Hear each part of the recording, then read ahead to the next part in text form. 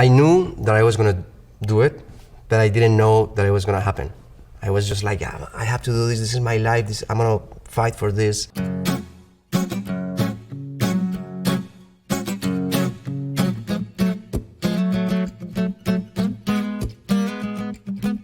I was at the age of 8 years old.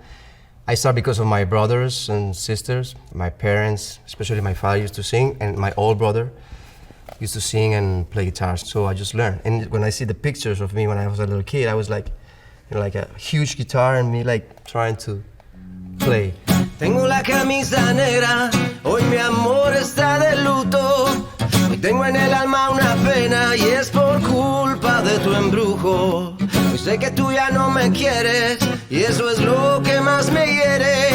Que tengo la camisa negra y una pena que me duele. My musical heroes, I would say from Carlos Gardel, for example, who's from Argentina, Juan Luis Guerra from Dominicana, Joey Arroyo from Colombia, Fito Páez from Argentina, Cerati from Argentina. And then guitar players like Jimi Hendrix, Eric Clapton, David Gilmour, Santana, of course, Paco de Lucia, Hetfield, Kirk Hammett. It was, at that time, 1983, when they released the first Metallica album. I think it was the sound, the distortion, the songwriting, the energy, everything about them. I just loved it so much.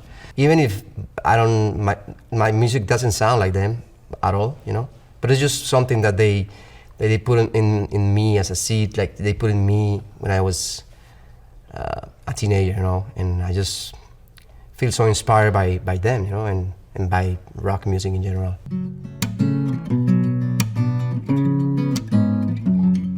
When I was like 13, 14 years old, at that moment, because of Metallica and rock music and just the idea of being part of a band with some other friends playing instruments and rehearsing, like this idea of just traveling around the world and just performing every night,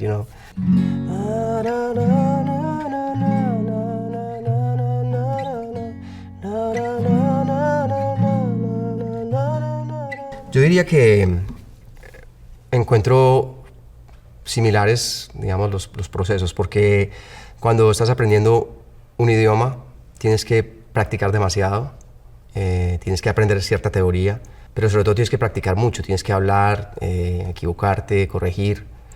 Y cuando estás aprendiendo un instrumento es lo mismo, pero creo que lo más importante en ambas cosas es que tienes que querer, porque si no quieres aprender hablar cualquier idioma, en este caso inglés, o si no quieres aprender a tocar la guitarra, pues por más que intentes no vas a poder, tienes que tener tienes que tener toda tu energía puesta en eso, todos tus sentidos. Para mí es muy similar. Por beber del veneno malevo de tu amor, yo quedé moribundo, lleno de dolor, respiré de ese humo amargo de tu adiós. Yo siento que cuando estoy cantando es como una conexión, como a otro nivel, como algo de verdad como espiritual o algo muy místico.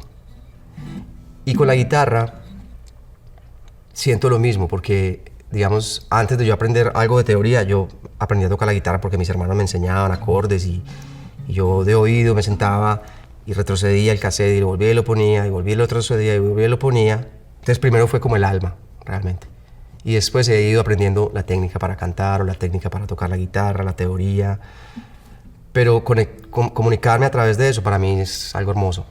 Creo que por eso la música es tan poderosa, ¿me entiendes? Porque es un lenguaje que va mucho más allá de los idiomas y va a un lugar en donde estamos todos por igual, que es los sentimientos.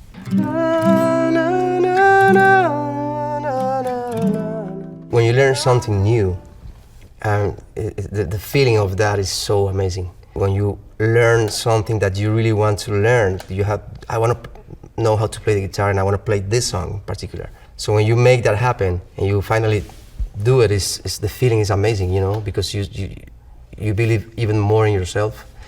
And I think the same happened with the language, I mean, 20 years ago I was in this same microphone saying like, yes, no, maybe, I don't know, But if you want to do something, you can do it. for real. That's the key. And then you have a lot of tools, just there for you. And I think take advantage of that in a good way for you is the best thing to do. Que tengo la camisa negra y debajo tengo el difunto.